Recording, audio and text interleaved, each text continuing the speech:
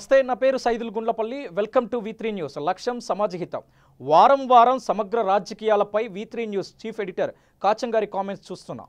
అయితే ఈసారి కూడా కేంద్రంలో ఎన్డీఏ కూటమికి బీటలు బారుతుందా? కాంగ్రెస్ కూటమి విజయ పతాకాన్ని ఎగరవేయనుందా? అసలు విభజనదారుడు ఎవరు?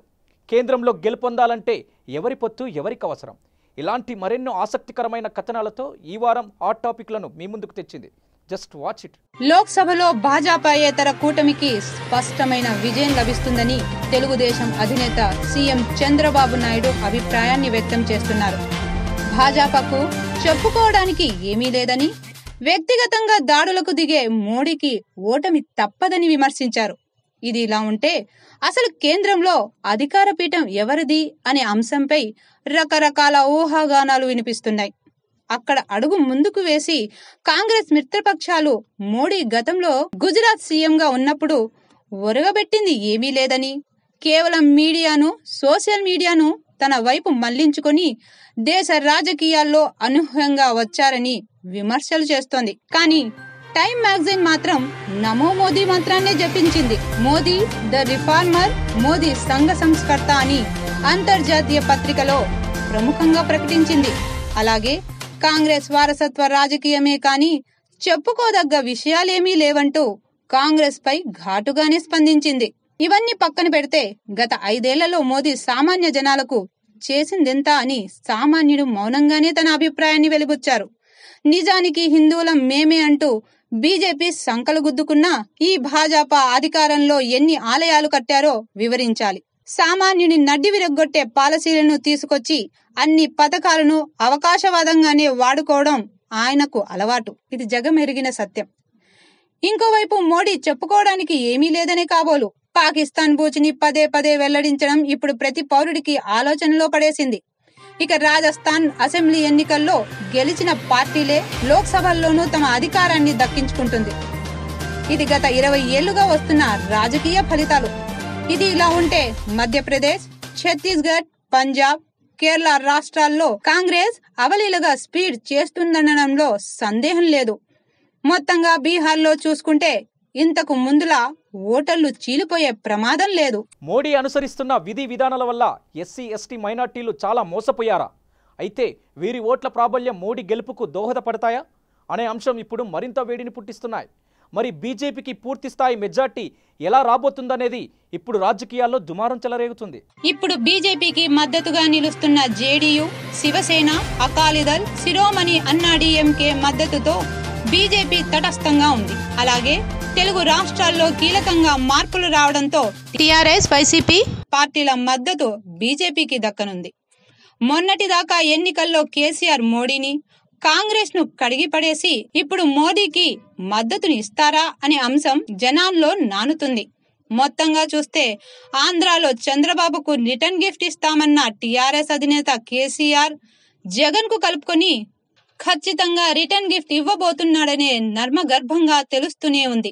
వాస్తవాలు, విశ్లేషణలు ఎలా ఉన్నా భాజపాకు 180 సీట్ల వరకు వస్తే లౌకికవాదానికి కట్టుబడి ఉన్న శిరోమణి, జేడీయూ, అకాలీదళ్, శివసేన పార్టీలు, అదే కాంగ్రెస్ కూటమికి చంద్రబాబు నాయుడుతో సహా బీజేపీయేతర రాష్ట్రాల ముఖ్యమంత్రులను కూడగట్టుకోవడం, మిగతా ప్రాంతీయ పార్టీల మద్దతుకు కూడగట్టుకోవడం యజ్ఞంలా మారింది. ఇప్పుడు కాంగ్రెస్ కూటమికి 140 వరకు కాంగ్రెస్ సీట్లు సాధిస్తే ప్రాంతీయ పార్టీల ఆధ్వర్యంలో ఏర్పడే ప్రభుత్వానికి కాంగ్రెస్ మద్దతు ఇవ్వడం ఖాయమనిపిస్తుంది.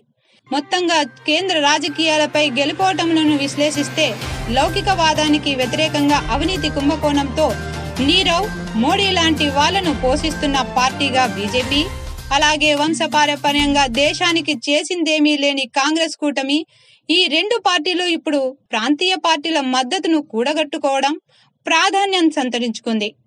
కేంద్రంలో అధికారాన్ని దక్కించుకోవాలంటే ఈ పార్టీలకు పూర్తి మెజార్టీ వచ్చే అవకాశాలు కనిపించడం లేదు.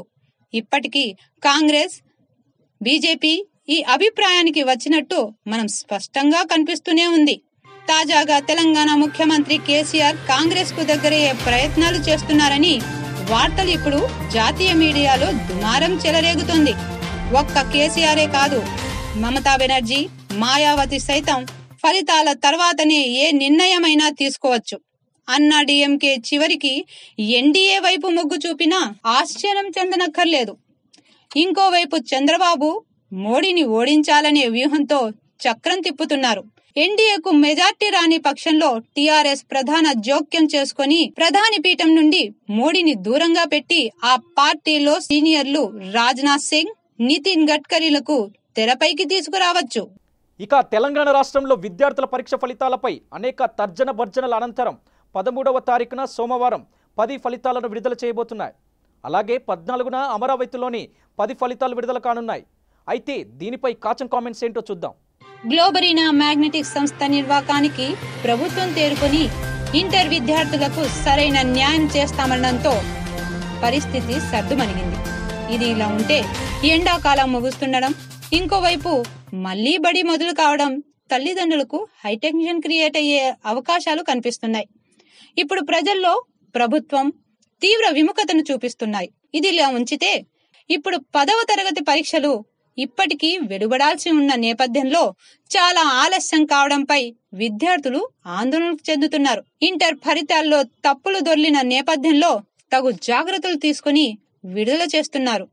మొత్తం చూస్తే ఈ ఏడాది విద్యా సంవత్సరం ఆగమాగం అవ్వడంపై కొంత అసహనం ప్రభుత్వంపై రావడం సహజం. ఏది ఏమైనా విద్యార్థుల జీవితాలకు దృష్టిలో పెట్టుకుని ప్రభుత్వం తగు చర్యలు తీసుకుంటే మంచిది. లేదంటే రానున్న రోజుల్లో ప్రభుత్వం తీవ్ర పరిణామం ఎదుర్కొనే అవకాశం మాత్రం తప్పకుండా ఎదురవుతుందనే నగ్న సత్యం. ఇది ఈ వారం వీకెండ్ కాచం కామెంట్స్. మరో వారం మరిన్ని ఆసక్తికరమైన కథనాలతో మళ్ళీ మీ ముందుంటుంది. Stay tune. V3 న్యూస్, లక్ష్యం సమాజహితం.